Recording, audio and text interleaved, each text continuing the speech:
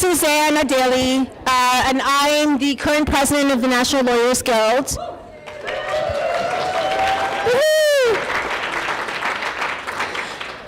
I wanted to just begin by saying that we're super excited for tonight's keynote, but we do have to just start with one brief housekeeping. We have recently received our supply of COVID tests, right? They weren't, I don't think they were available earlier. But we just want to let everyone know the supplies were delayed in shipping. But as of tomorrow, but they're now available at the registration desk. And so as of tomorrow, we're encouraging everyone to mask. Unless they're presenting or eating or drinking. And we also encourage everyone to take COVID tests, especially if they're feeling under the weather. As folks know, traveling to conferences or just traveling in general, COVID is still very much with us, and we know what it takes to sort of take care of each other. So please, respect the fact that there might be people among us who have weaker immune systems than some of us do. And so please do make your way over to the registration table, grab a mask, grab a test, and do what you can to keep all of us healthy. Additionally, the gender-neutral bathrooms are on the second floor, and I wanted to just start with some thank yous. First of all, thank all of you for coming to Detroit or for joining us, from a different area of Detroit. We know that,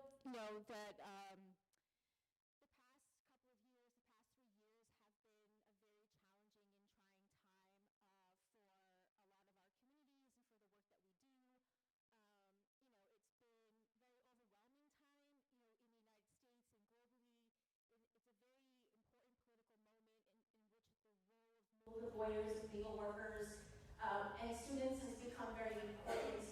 And I know that we're all very working hard in other counties. And I know that we're all very working hard in other counties. Thank you very much. And I also want to thank the staff for all the work that they've done to put this together.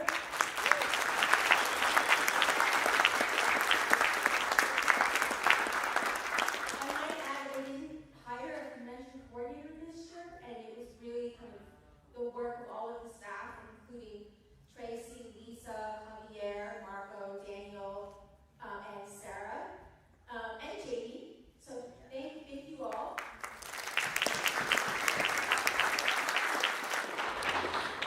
And I also wanted to thank our treasurer, Roxana, who's been also instrumental in a lot of logistical preparation. And Robert and Lloyd, who I think both have joined us from the Texas chapter to help us with all of the audio and visual needs that many of our workshops have had.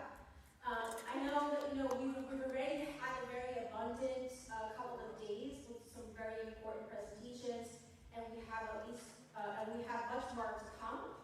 So thank you all again for being here.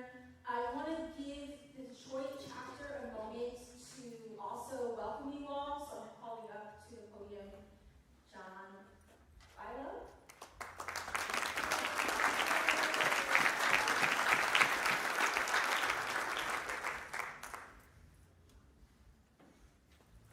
Thank you, Susan.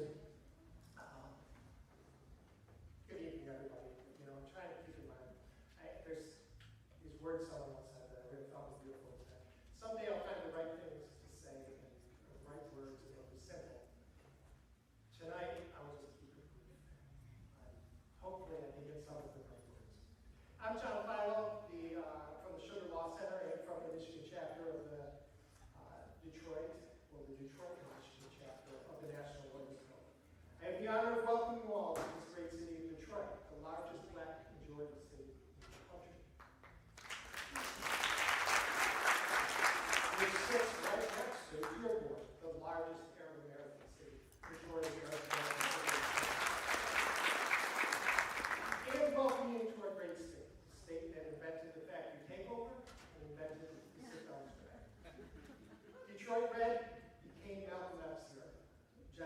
later founded the League of Revolutionary Black Workers here. The UAW was founded as a militant industrial union here. Students for the Democratic Society, the White Panthers, and many other groups advocating for a better world all got their start here.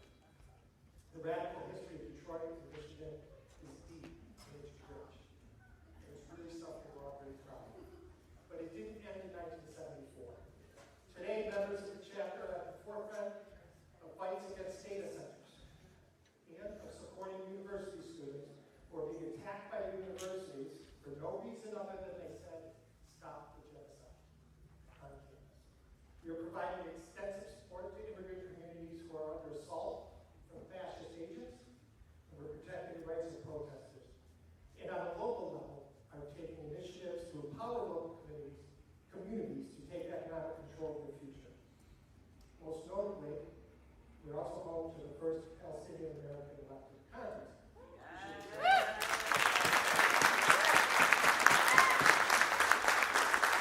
We're looking more from her tonight, and I cannot overstate how proud we are of her work, and for never forgetting her roots in the community, never forgetting her roots with the Sugar Law Center, and with the Detroit, Michigan chapter of the National Lawyers Guild.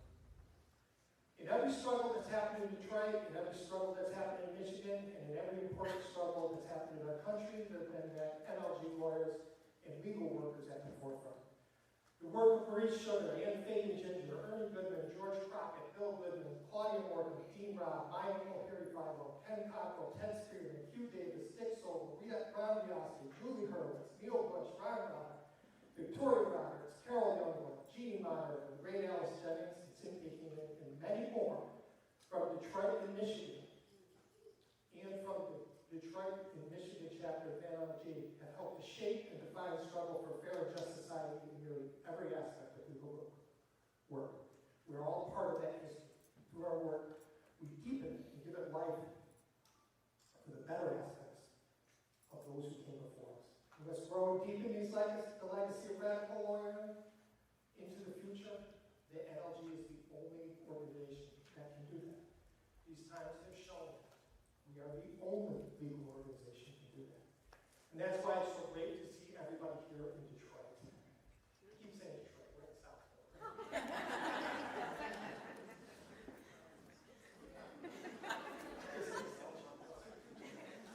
But to see everyone here in Detroit, it's so great to be together again, live and in person. It really is. It has been.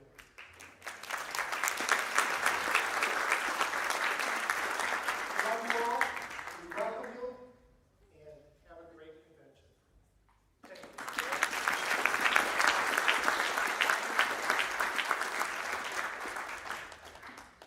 So, I just wanted to say that, you know, there's not a lot of politicians that I think that we invite into our space.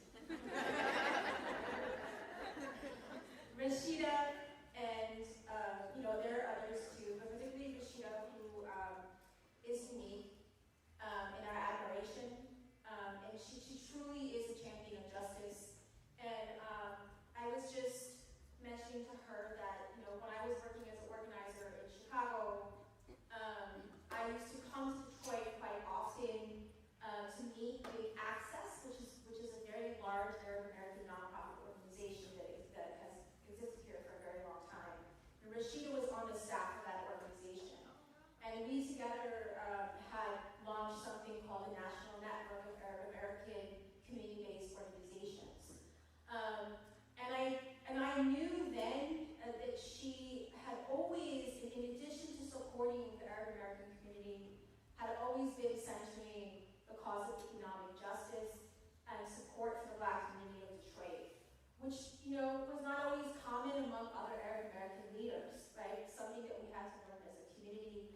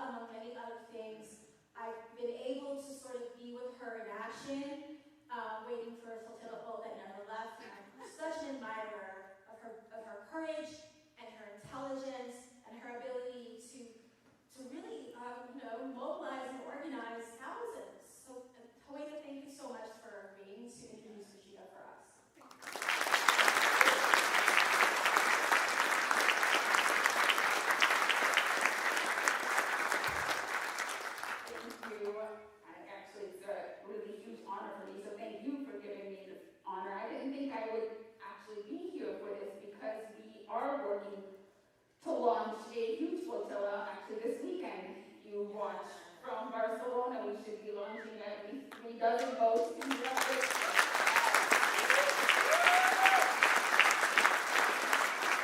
And over the next few weeks, to meet up with more votes to hopefully have over 100 votes and over 1,000 people heading to try to break the siege on Gaza. But as I always say, it is not about the people on the vote or those votes. It is how much we can mobilize support to demand that Israel stand down. So it's on us actually here how much we can do to make sure those votes are able to break the siege. It's all of us breaking the siege. But let me do what I was asked to do.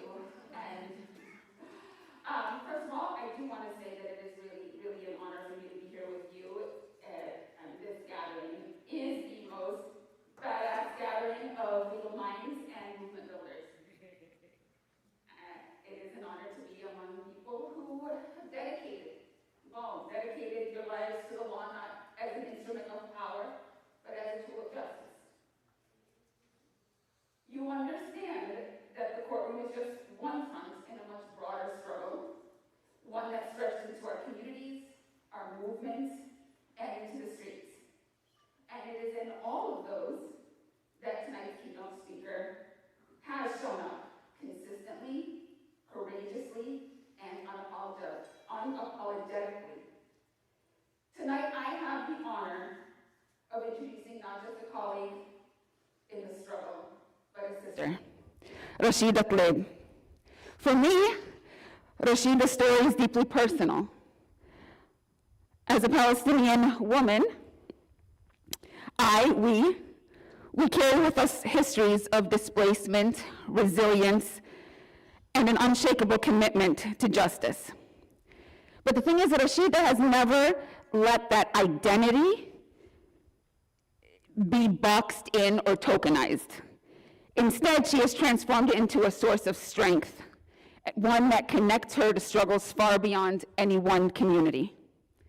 And Rashida's journey didn't begin in the halls of Congress, as we all know, and as John also told us, and Suzanne told us, it began in the streets of Detroit, organizing, protesting, standing shoulder to shoulder with people demanding dignity and rights. It continued in legal forums, advocating for families facing eviction, for workers being exploited, and for communities being ignored. She brought the same fight to Lansing, where she served in the Michigan legislature, never losing sight of who she was there to represent, not corporations, not political elites, but the people. And when she went to Washington, D.C., she didn't change. The institution didn't soften her voice or dilute her convictions. If anything, it amplified them. Rashida has been one of the few in Congress willing to say what so many know to be true, but are afraid to speak. She has stood firmly for human rights, for accountability, and for justice, even when it comes at a great personal and political cost. Not just even when, especially then. She has reminded us that leadership is not about comfort, it's about courage. And that courage shows up not just in the big moments, but in the everyday ones. Listening to constituents, that's like her favorite thing to do. And when I ran for office, she said, Huwaida, don't worry, just knock doors. Showing up at picket lines, calling out injustice wherever it appears. And now just something a little bit more personal. So I brought my daughter, Mayad, here with me because she likes to go wherever Rashida's going to be. Rashida is her best friend. But when we're driving in the car, and I'm usually always listening to news, because I'm not one of those cool moms that plays the radio, I'm always listening to news. And Mayad has a very clear view of the world and of Rashida's place in it. She considers Rashida not only her BFF, but also the future president of the United States.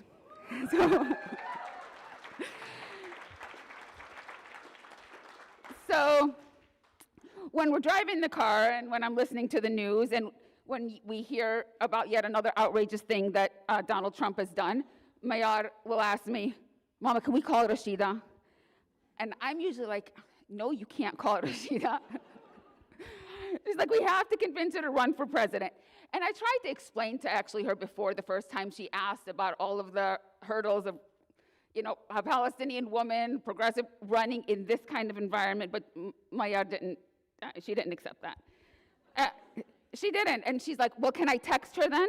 And she came back at me. She's like, how are you going to change the world if you don't try? So of course, she is right. She teaches me a lot. You know, what Mayar sees and what so many of us see is not just a congresswoman. She sees someone who tells the truth, someone who fights for people, someone who refuses to back down. And in a time when so many of us have lost faith in our institution, Rashida reminds us that it's still possible to lead with integrity, compassion, and an unwavering commitment to justice. And she reminds us why we do this work. So tonight, as we gather as lawyers, advocates, organizers, it is my great, great honor to introduce someone who embodies the very spirit of the National Lawyers Guild. So please join me in welcoming my sister, our champion, and if you ask Mayar, our future president, Congresswoman Rashida Tlaib.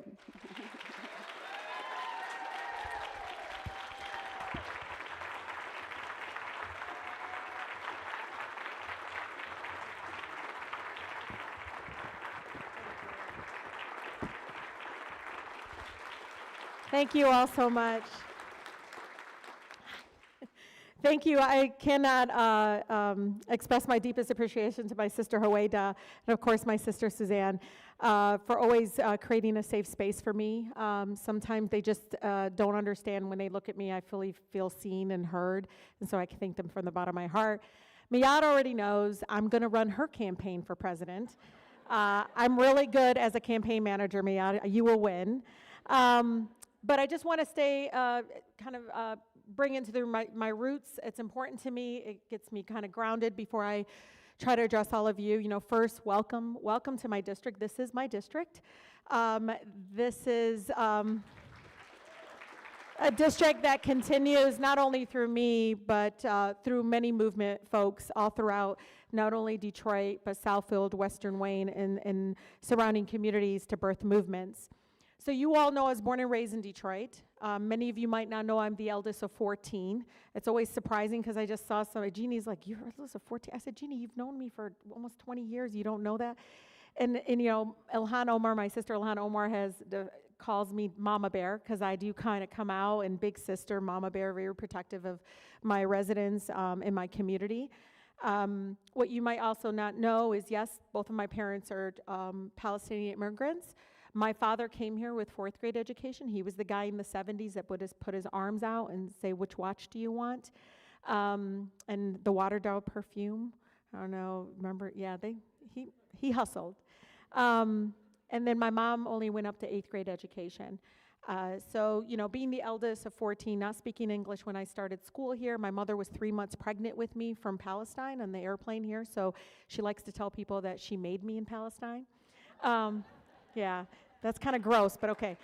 And so, but I think it's important. Also know that I was my mother's translator. I still really am, even though she's on her like 6th year of being an ESL, because that's where she socializes. No, really, she feeds the teachers, she feeds the students, she teaches them. Yeah, they go to the gym together. It's wonderful, because she's an empty nester, and it's hard not having her children in the home. So I've told this story because I think it's important, but my mother, you know, I still remember being 11, 12 years old going into Sears, and I always remind people that was a department store. And we were in Sears, and we would, you know, typical child of immigrants, we took the clothes to the cashier. And back then, you know, we had to cut out that coupon, you know, that came to the house. Remember those days? And we go up there, and this one moment, I always watched how people looked at my mom. I wasn't stupid, even as a 8-year-old, 9-year-old. I was 11, 12, and I'm translating, and the cashier looks at me, the child, and says, you know, she needs to learn English. And if you knew where my grandmother, from my dad's side of the family is from Beit Hanina, so ask a Palestinian about Beit Hanina women. So that Beit Hanina roots came out of me, and I'm from Southwest Detroit, so my head bopped, and I said, excuse me, but I'm not translating what you're telling my mother. I'm only translating what my mother wants to say to you. And, well, it was true. I said, people like you are the reason my mother doesn't feel safe speaking in her beautiful English accent. She still says stoof instead of stove. I love it. I think it's the most beautiful, beautiful tribute of just, who she is and everything about her. It's the most adorable thing ever. And so I just remember that time and doing that, and my mother's face turned bright red. And she did the mom immigrant pinch, which I think is just a universal mom pinch. And she pinches me and she says in Arabic, "آخر مرة بنيجي على Sears, hey, this is the last time we can come to this Sears." And she goes, "من كل الأولاد ليش أنتِ الوحيدة بتسوي لي مشاكل?" Which means, well, of all the kids, why are you the only one that causes me trouble? And so, she still says that. She always goes, "Why, Yamma?" She sees, because now she's on Facebook. Oh my. And so she calls it textbook. But it's really funny because alhamdulillah, she's not on Twitter. But I'm telling you right now, she's on Facebook, Jules, and she sees everything. Where did you get that dress from? Where are you there? Why did you wear so much makeup? I mean, it's awful. And so she always says, "What did you do? Why did you do that? ليش يما? Why? ليش أنت الوحيدة بتسوي لنا مشاكل?" Now, if you're Palestinian, you know we've been told all our lives, بدناش مشاكل. We don't want trouble. That's what we were taught. And that was our parents and grandparents trying to protect us. We don't want trouble. But Nash Mashaka, we don't want trouble. Shh. And at that time, I used to get so angry with my mom for not fighting back. I used to think it was so weak. Like, what's wrong? Yama, well, you have to say something, She was like, Khalila Allah, leave it to God. I'm like, Allah gave us a voice. Yama, like, we got to say, I used to challenge it. And until I got old enough to fully understand, and it took me watching my city and my mother go through a checkpoint, and literally going through a checkpoint in Palestine, watching her shrink, because all I saw was she wasn't breathing, no eye contact, be invisible, live. And that's why she was like that. But it took me seeing that to understand that was her trauma, that was her way of surviving. So now I'm a congresswoman, it's freaking her out, she's adjusting. But I mean, it's still to this day, she's always like, "Oh, we don't want trouble, shh," And I only say this to all of you is now I tell my mom, we tried it your way, Amma. We did. I promise, we did. We thought if we just feed people. My mom used to tell people, Jesus was born in my country, as if that's somehow going to make Palestinians be able to live. And at the time, you laugh and you smile, but it was sad, And so I'm just now, though, witnessing a time in my life I could never imagine that people now know who Palestinians are. Like, you understand, when I went door to door, people would say, "What are you? You're Latino?" I said, "No, I'm Palestinian." "Oh, my doctor's from Pakistan." And, sometimes you just didn't have the heart to correct them. And they would tell me about, "Oh, my doctor this, my doctor that," and I doubt that the doctor was even Arab, but it's okay. But at that time, it was that human connection and trying to do things. But I know right now we're witnessing firsthand a powerful movement in our country. And it's a powerful movement to speak truth, to push back against those that are gaslighting us and trying to silence us, and to resist Trump's fascism, right? We all know who's on the front lines consistently. And I'm not saying these, I'm a proud member of the National Lawyers Guild, the only member in the United States Congress that is a proud paying member of the National Lawyers Guild. Who's on the front lines? It's the National Lawyers Guild. That's who's on the front lines. Not only, of course, as Huwaida said, fighting back in court, but we are in the streets alongside our people. It makes me so proud to see all of the green hats on the front lines all over the country. I love telling people, so some of the new members of the National Lawyers Guild Detroit, Michigan chapter, came up to me finally, I think maybe it was third ICE rally, I don't remember what, it was in front of the headquarters Detroit Police Department. They were like, "Hey, yeah, we have like a file this big on your security person." And I was like, "Yeah, I saw you watching him, and I was gonna approach you guys, but because his car looks just like an ICE vehicle." And I told Hassan, I said, "Oh, Hassan, there's a whole file with the National Lawyers Guild all about you, your description, your license plate." "No, really, Deb." And it was hilarious. He's like, "What?" I said, I explained to him what you all do.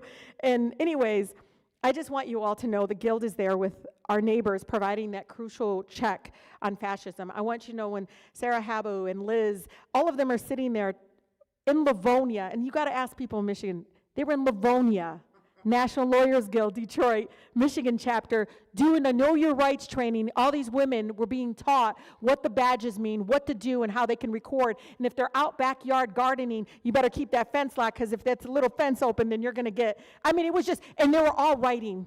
And just fascinating to watch Livonia getting literally a Know Your Rights training from the National Lawyers Guild. I want to thank everybody, for doing everything in their power, all of you, always protecting the most vulnerable in you, especially our immigrant neighbors who are literally being locked in cages, torn from their families, and murdered in ICE warehouse prisons across our country. I'm honored to welcome you all to Detroit, the most beautiful, blackest city in the country, a city where movements are born and nurtured. I know, I tell everybody this, if you need a break and you feel, I don't know what to do, come to Detroit, you will leave stronger. Here, we're not just fighting for, our labor and civil rights in the face of fascism regime and greedy corporations. We're also fighting for human right to water, our right to breathe clean air. We are fighting trans liberation and the right to housing. We're fighting for people over profit. And Detroit, as very much at the intersection for so many of our struggles for justice. And John talked about this. It's an incredible collective knowledge and wisdom in our movements. Every corner is a reminder of it.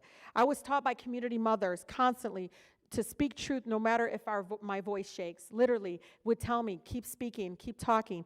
I love reminding people, because people are like, well, how do you get the strength even after they censured me? I remember coming back home and trying to come home. Every week I come home. I think once I stayed in 7 years in DC, and I like coming, get replenished. Just my soul to get back intact before I go back there, a literally institution that wasn't built for people like us. And one of my seniors came up to me, and she's like, what's this censure thing? And I was like, well, they kind of make you go in the well, and then they, read off all these lies. But don't worry, I'm still on committee. I spoke on the House floor the next day. I made sure they can see that I wasn't going to be silenced. I submitted more names into the congressional record of the Israeli genocide regime, killing children and people all throughout Gaza. I said, I'm not going to be silent. She goes, wait a minute, what? So this censure is like, I said, yeah, it's kind of a way to tell me to shut up. She goes, Rashida, nobody's allowed to tell you to shut up but us. And I don't know, I started skipping a little bit. I'm like, you're right. I don't know why, even though I knew that, hearing it from my residents, I fully feel just understanding yes, you're absolutely right. I'm gonna keep going and keep taking it. And again, making me feel less crazy, like it's not me, it's them. I still remember Mother Lila Cabell. Lila Cabell, she was, worked with Rosa Parks and everything, but she was one of our first really water rights champion. She talked about it all the time. She would go up to that table where all those water bottles are. Yeah, I'm going to shame you right now. All the water bottles there, and she'd knock it down. We were on panels together, and she'd walk up and go, because she's like, you're supporting privatization of water. They want us to have dirty water so they can privatize it and have us pay for that. Literally, water.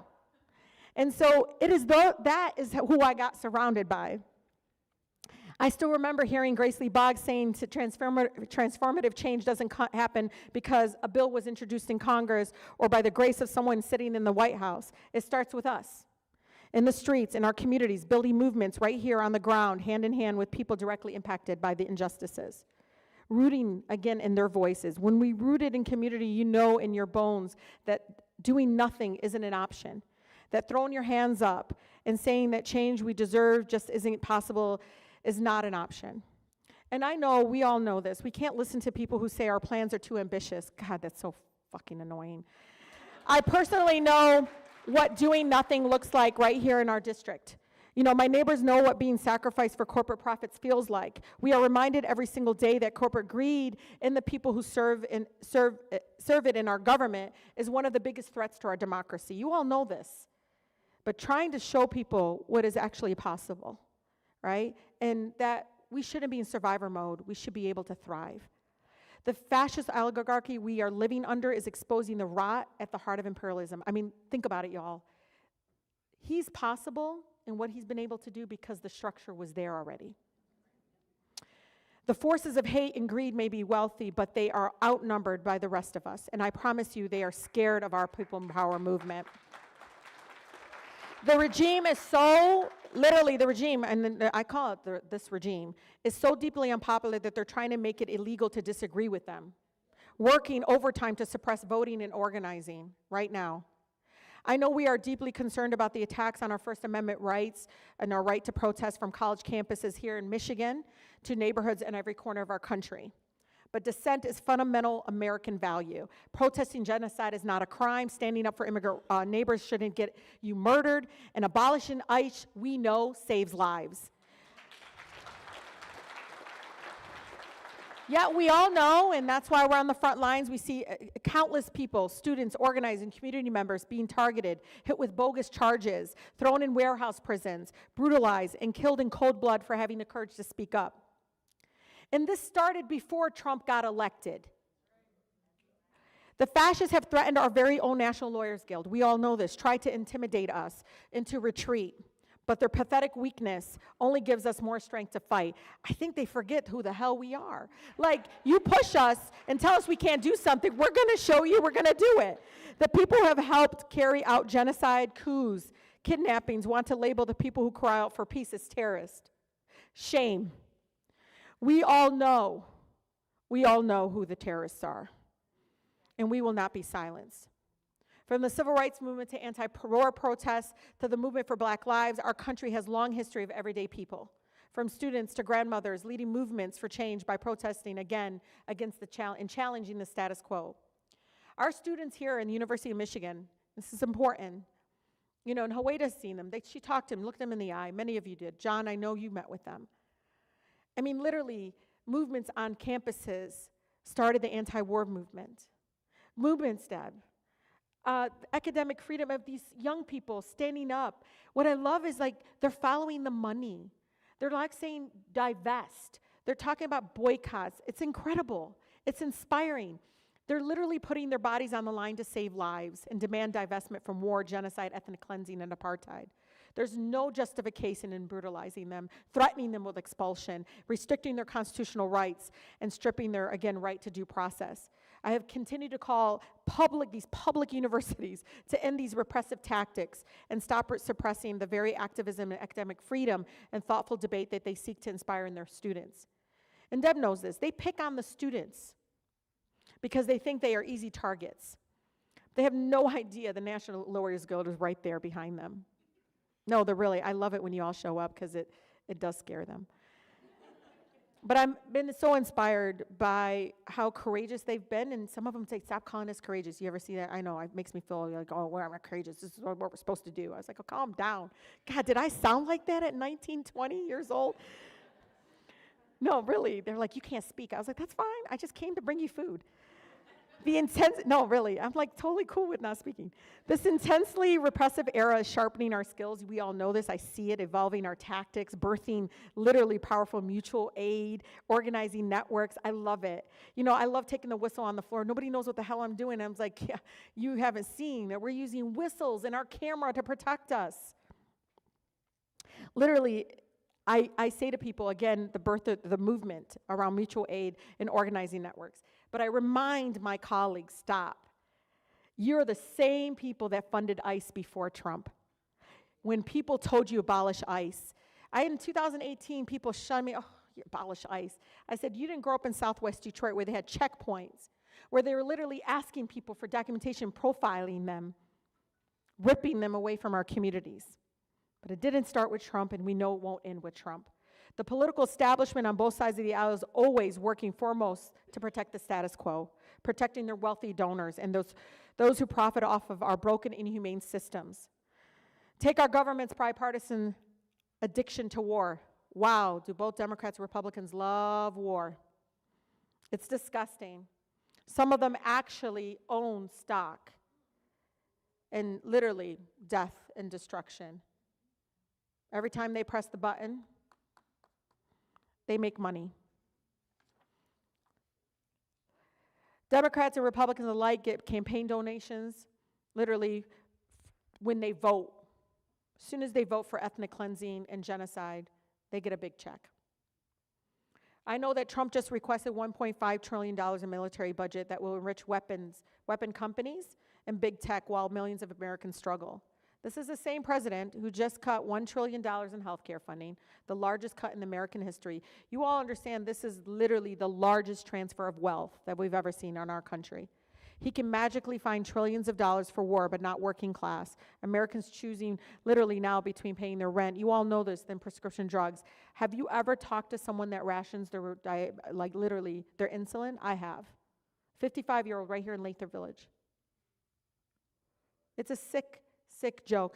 One of my residents tell me, please stop saying healthcare. It's called sick care. That's what we have in the United States. They always say there's always enough money for ICE to terrorize our communities, but not enough money for SNAP benefits to feed our families. And I always like to remind people, you know, SNAP benefits, the average is $6 a day. That's what the federal government provides, and that's what they want to cut by 15%. $6 a day is the average. Growing up, I literally thought the smell of rotten eggs, that sulfur smell on my clothes after playing outside, was normal. I did. I still now, if I smell like that gassy smell, I think of my school bus, that diesel smell, you know what I'm talking about? Companies like Marathon Oil Refinery, DTE Energy violate their own air permits like it's the cost of doing business. And I have to beg the environmental regulators under a Democratic governor and under a Republican governor to do everything they can to stop them. You know, I've heard this thing, well, children can't learn if they're hungry. I always say people, children can't learn or thrive if they're being poisoned. And we need a break. We need to break the stranglehold right now that the establishment politicians right now have on our government. We need to cultivate revolutionary imagination and optimism if we're going to build governments that truly serve people's needs. Our neighbors don't have time to wait. We can't get these years back for them. We've never backed down right now for transformative change as the Guild. So I want to welcome you to my hometown. This is where the National Lawyers Guild took on the police department in Detroit and won. This is where literally we were on the front lines when nobody believed the Flint families that they were being poisoned and getting sick. We were the first to believe them. We did not look away when people in our communities in Southwest Detroit said, ICE just profiled me. We believe them. That's what I love about the National Lawyers Guild. We don't question our neighbors and residents. We go out and do the work, and we defend them and protect them. We already know that we are stronger together than we are apart, and that change comes from our collective will and not from the generosity of those in power. Those people in power are sick. I'm not joking. I can't express to you all how much watching this institution, again, wasn't built for us, but also was built literally on structures to benefit from racism and oppression and death and destruction. And as bad things can feel right now, there is revolutionary potential all around us. I feel it. There are millions of Americans who are taking to the streets and literally trying to be brought into our movements. People have come up to me, this is my first time being out here. Great. And that's the thing, one of the things that I know, what I love about the Guild, not every other movement folks are like this, is that we'll welcome those that will write a letter to the editor, protest with us, go to court, use the power of the letterhead, whatever it takes.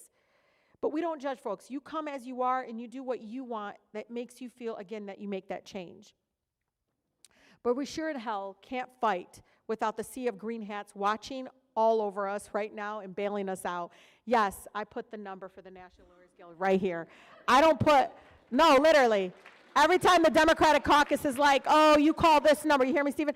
I don't call them. I call Julie Hurwitz. That's who I call. I hope your time in Detroit is rejuvenating and inspirational. You know, I just want you to know I won by 900 votes. And it was that direct human contact. People still can't pronounce my name, y'all. But they're like, oh, you're that girl from Southwest Detroit that, like, got the petroleum coke out of the riverfront. I'm like, but I did it with Sugar Law Center and the National Lawyers Guild. Thank you for letting me file that injunction, John. Yeah. I love when they responded, John. Do you remember when they responded and it was just all my tweets? He's like, they just responded with just all your tweets and said, yeah. I was like, good. That's good because they don't have anything else to say. I just want you to know, I'm not telling you all this but you are the choir. Another world is possible. But I want you to know is me, even being on the inside, you all inspire me. I feel so much less alone when I'm with all of you. I really do. When I come to a protest, I see the green hats, even if I don't know you, I'm like, okay, that's fam. And I just want to know, really. I just want to thank you guys for that. I don't think you realize it's not just me being the only Palestinian. I didn't run to be the first of anything. I really ran because I couldn't stand corporate polluters. I couldn't stand them. They were making us sick. And so many people just didn't give a shit. It made us feel invisible in my community. But you all don't only inspire me, but Miyar and everybody else after me. And I'm really not having a great day today, but I'm loving that I'm here.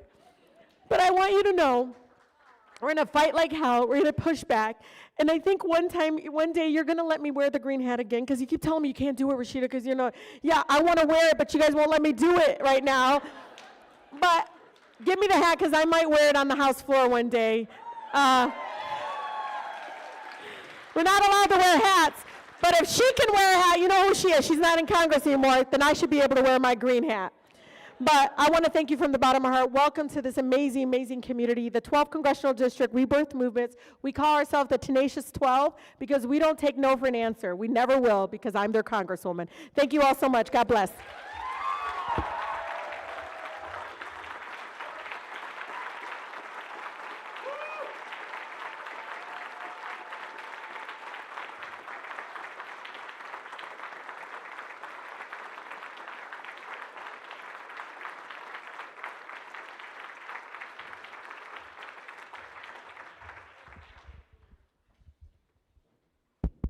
Thank you so much, Rashida. That was amazing. It was inspiring and it was joyful.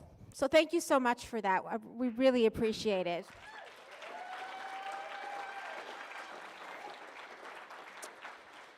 Okay, we don't have anything else planned for the program, but I just want to remind everyone that we still have a lot of really amazing programming coming up, and starting at 9 a.m. With our governance plenary, actually. And then several workshops, and then we're going to have another all-member plenary where we're going to hear from our special guests from the Cuban Embassy, and also hear from several NLG projects and committees about the work that we're all doing in this very important time. And then, of course, our awards, and then another day of workshops, and yes, let's stay excited for all of it. Thank you again.